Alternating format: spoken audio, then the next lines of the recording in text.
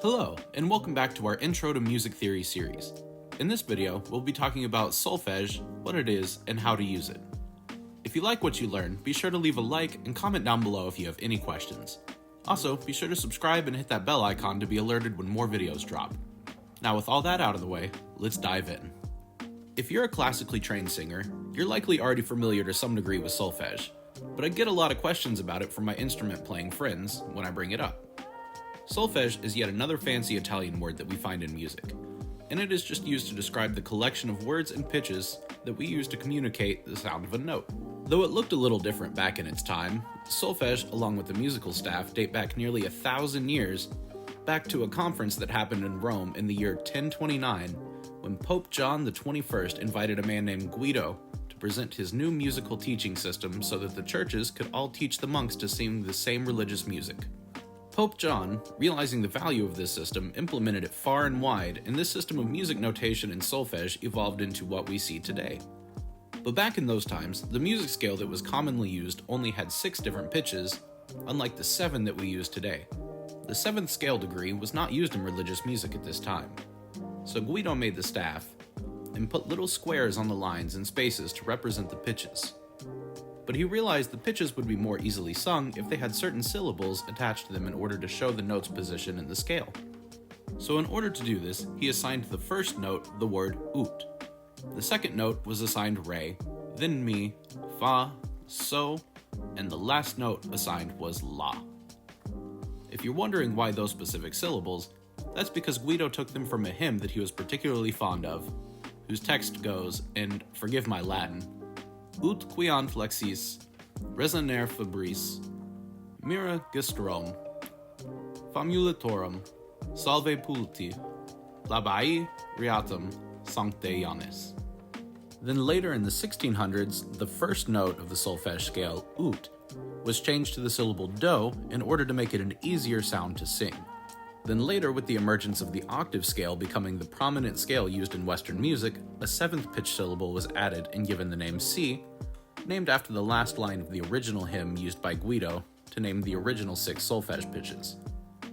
It was later changed in the 1800s to ti to avoid confusion with the 5th note, sol, in order to keep each syllable starting with a unique letter and sound. This gives us the full scale that we use today: do, re, mi, fa, so, la, ti, and do. So now that we understand the 1,000-year history of solfege, let's talk about how it's actually used in music. As we learned previously, a major scale is made up from 7 notes, then repeats back to the starting note, but in a different octave. Solfege simply adds a name to these notes. We have do, re, mi, fa, sol, la, ti, and then repeat back to do. Now there are 2 schools of solfege floating around out there. One is called fixed do, and the other, correct one, is called movable do. These may be fighting words, but fixed do is definitely the worst of the 2. In fixed do, do is always middle C. That means if you were in a key like E major, the first note, which is E, would use the syllable mi to describe the first note, since mi is the 3rd syllable of the solfege scale, and E is the 3rd note above C. But this will give you some weird solfege syllables to work out. With movable do is the first note of the scale no matter what key you're singing or playing in. Do is C in C major, but do is also E in E major. This allows you to use the same syllables to describe the notes in an E major scale just as you would in any other major key. Your major scale solfege will always be do, re, mi, fa, sol, la, ti, do. So from here on out, you can safely know that I'm always referring to movable do, and if you have friends who say they prefer fixed do, you can take this moment to remove them from your life. We don't need that kind of negativity around us. So why is solfege so prominently used in music theory? Well, there are 2 main reasons for this. First, it helps our ear be able to learn the pitch difference between notes better, which can really help us when playing or singing music for the first time, and it can also help us hear something that we don't have any music for and play it back. When we train our brain's aural skills, it's easier to see music on a page and then sing back the pitch differences based on the movement of the notes and the intervals between them, because we've correlated those difference in pitches from one note to the next with those specific syllables. Do to fa, for example, will always have the same difference in pitch between the 2 notes no matter which key we're in.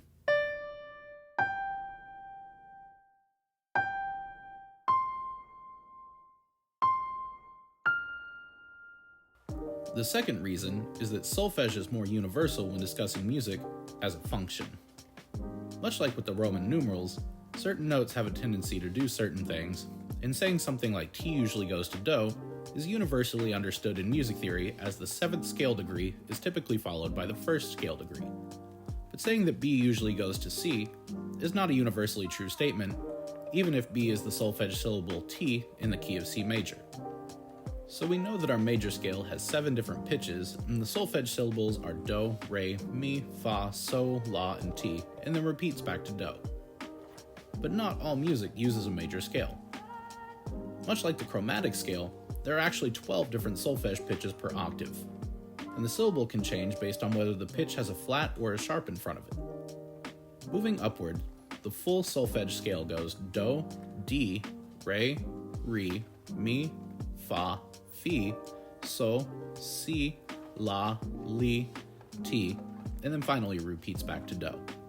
If we start at Do and move downwards, our syllables are Do, Ti, Te, La, Le, So, Se, Fa, Mi, Me, Re, Ra, and then repeats back to Do. The general rule here for the solfege syllables is that if the note was raised or a sharp was added, you'll add an E sound after the original starting letter for that syllable. If the note was lowered by a flat, you'll add an E sound to the end of the letter. The only different syllable is Ra, which got an Ah sound, since the original Re already has that E vowel, and we needed it to be changed to signify that lowered second pitch. So now that we've talked a little bit about the history and the use of solfege, let's try out a few examples. I'm going to put some musical notes on the staff here, and we'll see if we can find what the correct solfege syllables are. As with all good examples, we'll be in C major for this one. So our possible solfege syllables will be Do, Re, Mi, Fa, So, La, or Ti. So here we have a musical passage that looks like this. If we are in the key of C major, then C is our root note or tonic note, so it would be referred to as Do. The next note is G, which is a 5th above C, and the 5th syllable is So. Then we go straight down for the next 3 notes, which are named Fa, Mi, and Re. Then we jump up to the high C, which is again called Do, since the solfege syllables repeat just like the note names. And our last note is G, which we already named earlier as So. Great job tracking with this so far. Now let's try finding some solfege in a minor key. For a minor key, we'll start on Do, but the notes on the 3rd, 6th, and 7th scale degree will be lowered a half step. Taking a look here at our solfege chart, we can see that we'll call the lowered 3rd Me instead of Mi, the 6th note is now Le instead of La, and the 7th note is now Te instead of Ti. With that in mind, let's look at this passage here in the key of C minor.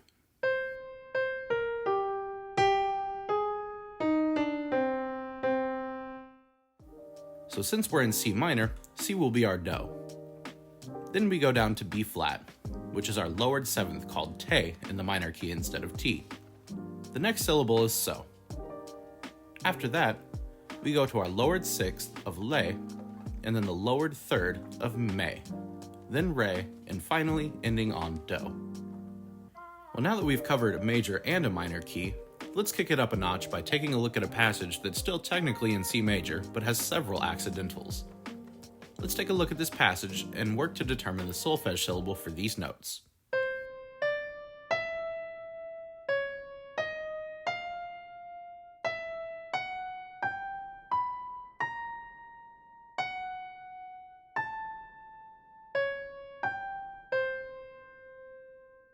The first measure is easy enough, starting with Do, Re, and Mi.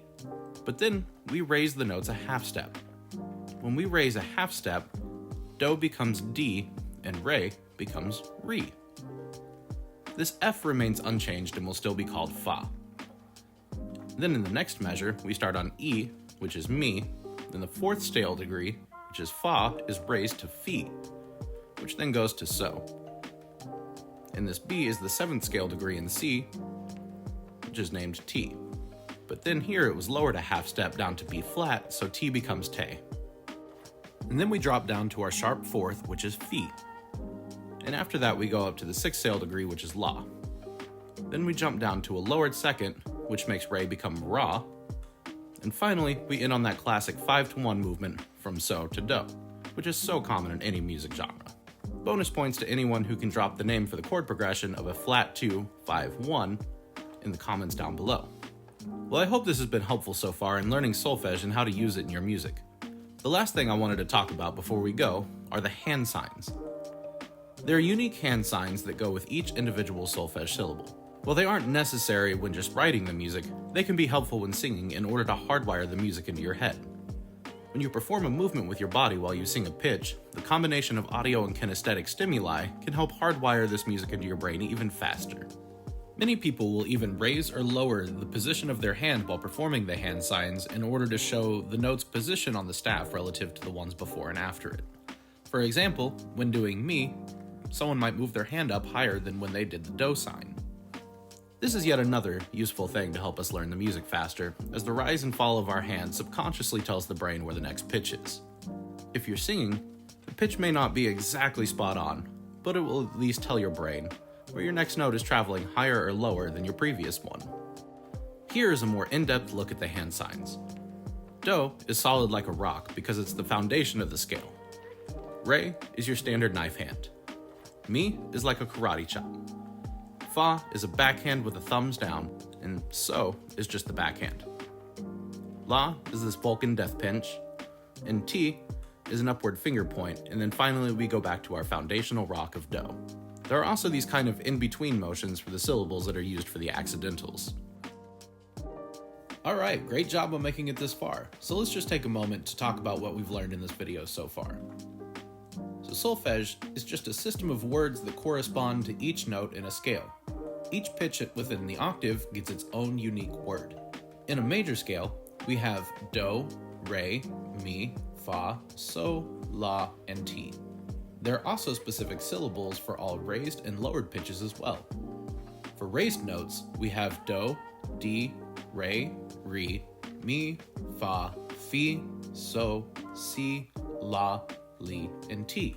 For the lowered notes, we have do, ti, te, la, le, so, se, fa, mi, me, re, ra, and do.